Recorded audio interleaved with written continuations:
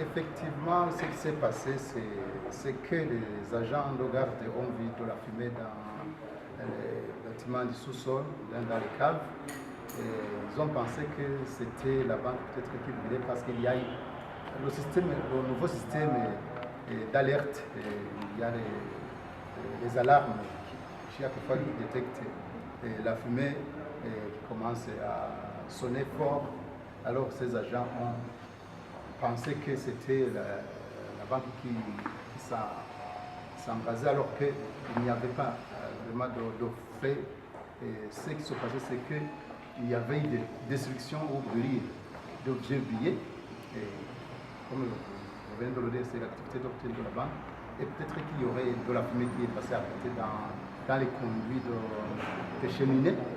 Et ce n'est pas la première fois d'après, d'ailleurs, ce que j'ai entendu sonner d'après les anciens cadres de la banque.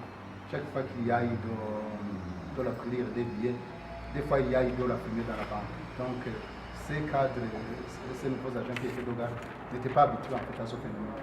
Et les cris d'alarme alors ont conduit à la panique.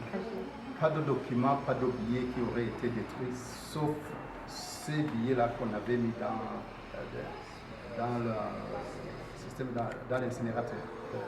Je n'avais jamais entendu ces rumeurs, peut-être que c'est la personne que j'occupe qui ne me permet pas d'avoir n'importe quelle rumeur. Mais sinon, si vous aviez eu ces rumeurs, il aurait fallu les porter à ma connaissance. Peut-être que j'aurais peut-être tranquillisé les gens avant que les radios ne se saisissent de l'affaire.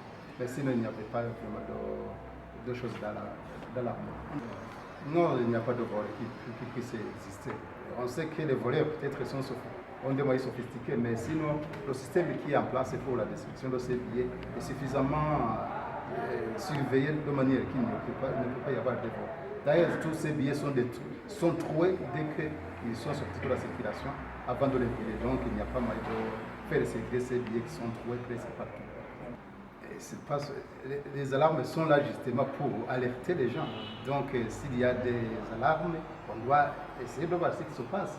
Mais sinon, pour le moment, il n'y a pas moyen à ce que la population panique.